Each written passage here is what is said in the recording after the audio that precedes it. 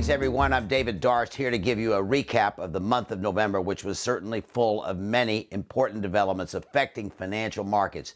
On October 28th, 29th, as you know, the Fed cut interest rates by 25 basis points to 3.75% policy rate. That's the lowest in 3 years, and that's down from 5.4%, which was maintained for most of 2024.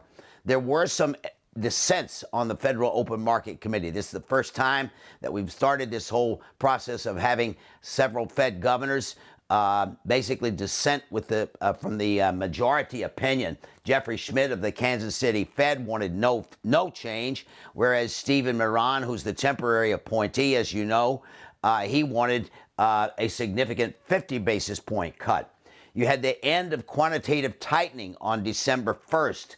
That will be freezing the balance sheet at about 21% of the GDP. The Fed's balance sheet, it got up as high as 35% in early 2022 after the pandemic expansion of the balance sheet. The long-term average has been around 18%. You had the U.S.-China one-year trade truce. You had beginning of concerns surfacing regarding artificial intelligence. You're talking about circular financing arrangements, and you're talking about the entrance of new competitors from the United States, particularly Alphabet and, of course, China. The government shutdown lasted 43 days. It began October 1st, and it lasted 43 days. Air travel was disrupted, and a lot of the government's data was not able to be produced, and therefore, in the words of Chair Powell, officials were basically operating in somewhat of a fog. The odds of a interest rate cut fluctuated during the month. They got as low as 40% odds, according to the Fed Funds Futures Market, and they got as high turning towards the end of the month at 80%. You had the September jobs. You did get one jobs release, 119,000 jobs. Unemployment rose to 4.4%. Average hourly earnings, 3.8% year over year and up 0.2% month over month. And, of course, oil continued to build up globally in inventories. You have 1.4 billion barrels of oil sitting on ships. This is related to sanctions. This is related to concerns about the demand. And, therefore, you have these high inventories, and that puts some downward pressure on oil. Oil was down 5% for the month. It closed West Texas Intermediate at $57.95. That compares to $60.98 at the end of October. Oil down 19% for the year. The S&P 500 was down 0.8% for the month. There was some volatility there. The volatility, especially in the big tech hyperscalers, NVIDIA, Palantir, MicroStrategy, Robinhood, Oracle, Microsoft, Amazon, Coinbase. Many of these companies had great fluctuations during the month.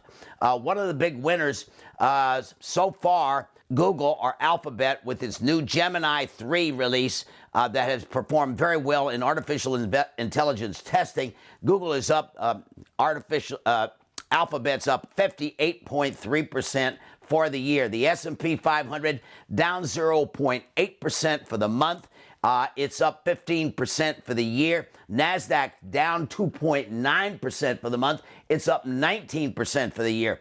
The Russell 2000 doing less well, so the mid-cap and small cap have not continued the brief flurry of interest that they experienced earlier. The bank stocks, KBW Bank Index up 19% for the year. Gold, big month for gold, up 3.9% for the month, closing at around 41.39 per troy ounce. It's up 57%, and of course the gold mining shares are up over doubled, over 130%. The two-year Treasury closed at 3.43%, down 17 basis points during the month on expectations of Fed easing here as we enter the month of December 9th, December 10th.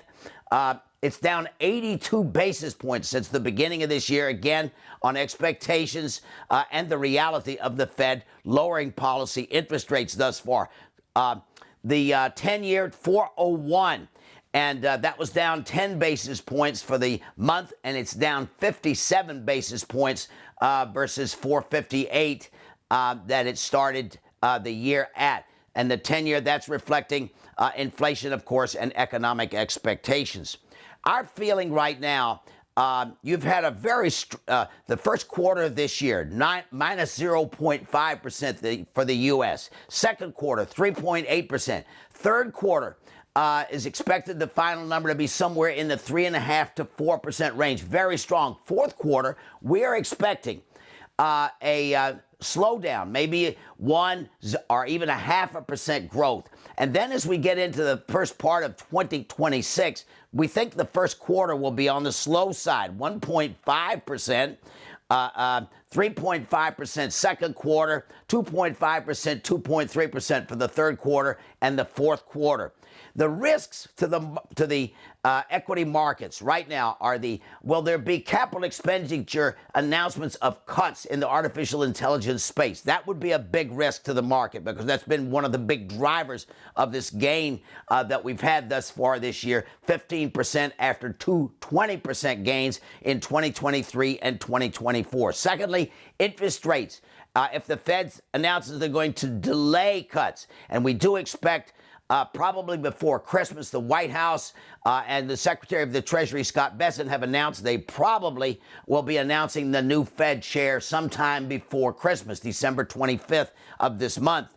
The economy slowing would be another one that could put the markets and financial markets into somewhat of an uncertain space and case here.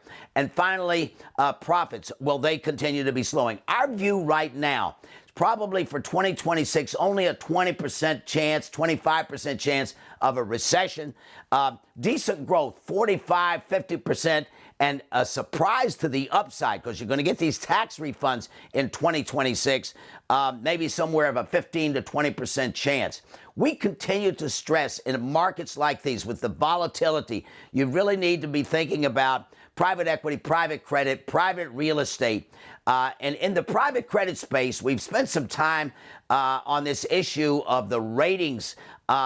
Make sure that your manager is and your sponsor who's selecting the private credit investments is investing in companies that are rated by well thought of and good reputation credit rating firms. There has been some discussion about some sort of rating arbitrage or looking for the companies that are a little bit easier on the rating. So be careful in the private credit space. We do like this asset category for its volatility dampening, low correlations, and return generation. With all that in mind, we wish everyone a great continuation of this year and a good start to 2026.